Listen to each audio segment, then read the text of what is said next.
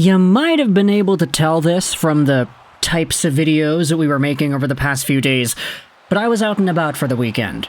I had my last day sitting in this computer chair, recording audio, Friday night.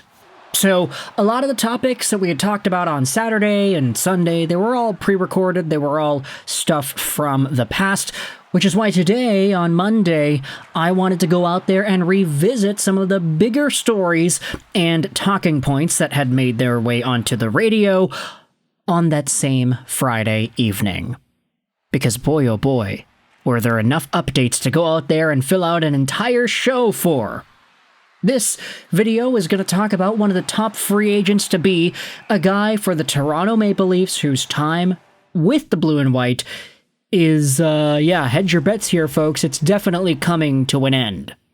We're talking about Mitch Marner, everybody, because of a post made on Twitter which cites some Pierre LeBrun comments from the weekend and that give us an idea as to where Mitch Marner could be interested in.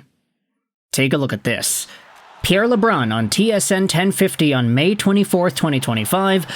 Anaheim, Detroit, Chicago, LA. They are among the teams interested in Marner. Florida and Vegas are of interest to Marner, among others. States that don't tax much are of interest to Mitch Marner. What a shocker. Tav Nice Tews ends up going out there and saying.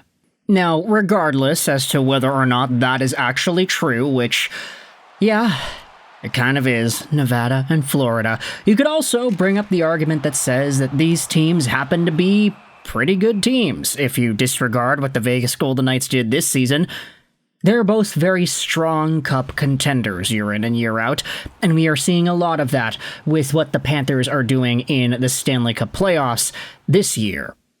But nevertheless, this video was talking about each of the teams that are into Marner and the teams that Marner is into as well. Let's talk about Anaheim, Detroit, Chicago, and LA. Would all these teams go out there and add a top-tier right-winger of Marner's caliber?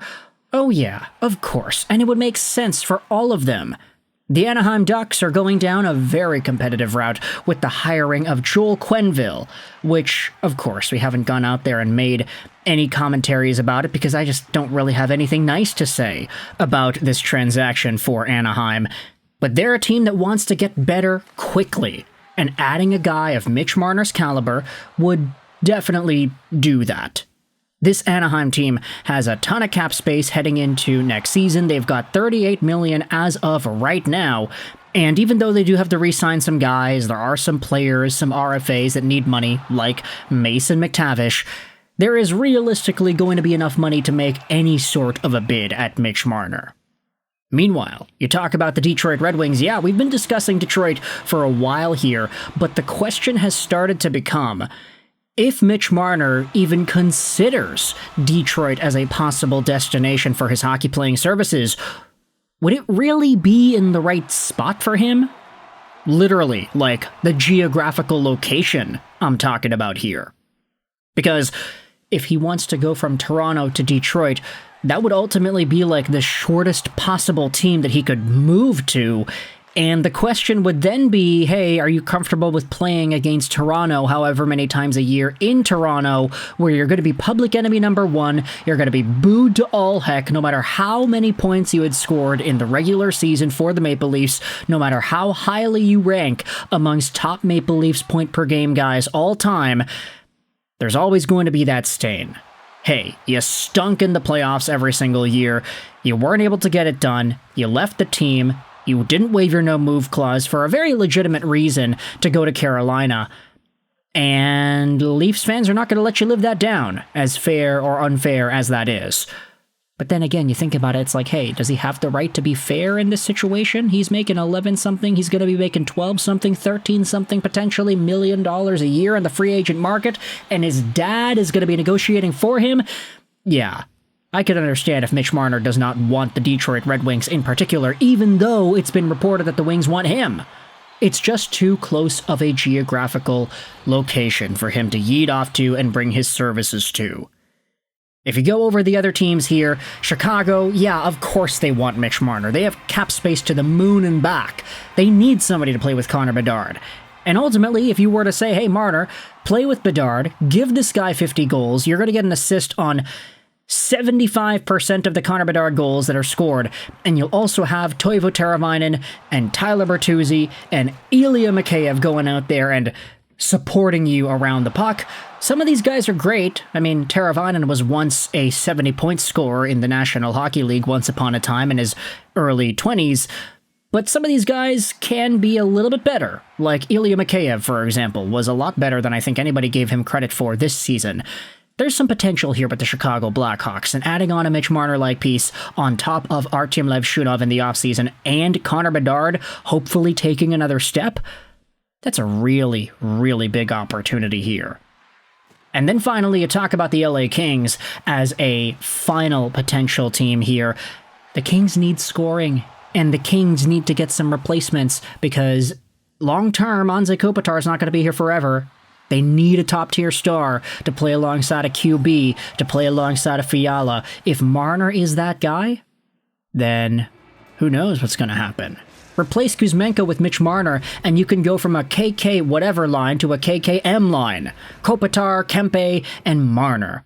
That sounds a little bit nicer than the line that was when Kuzmenko was on it, but let's talk now about the teams that Marner actually wants to go to. Florida. Oh boy, Florida. Imagine Mitch Marner with the Florida Panthers eliminating the Toronto Maple Leafs once again in the first round in 5 games next year.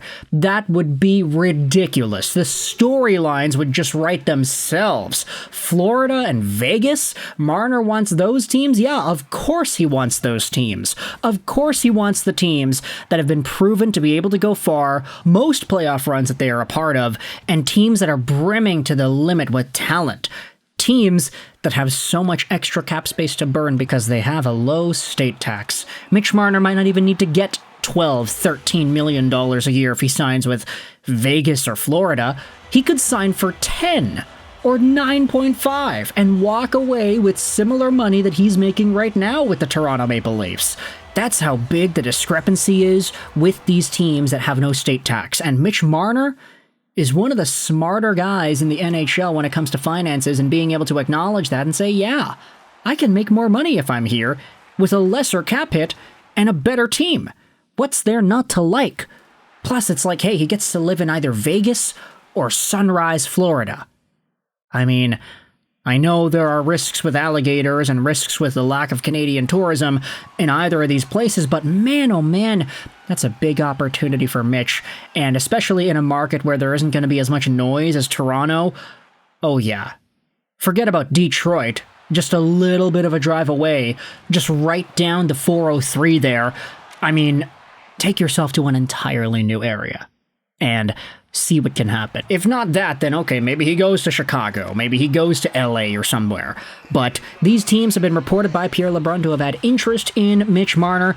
He wants to go to the Vegas Golden Knights and the Florida Panthers. Let me know your thoughts in the comment section below about Mitch Marner and his preferences being revealed on the airwaves here. What are your thoughts on each of these teams? What do you think they could offer Marner in terms of the opportunity? And do you think it would be a good fit for the former Toronto Maple Leaf and 100-point scorer? Let me know in the comments all your opinions. I hope you enjoyed this video.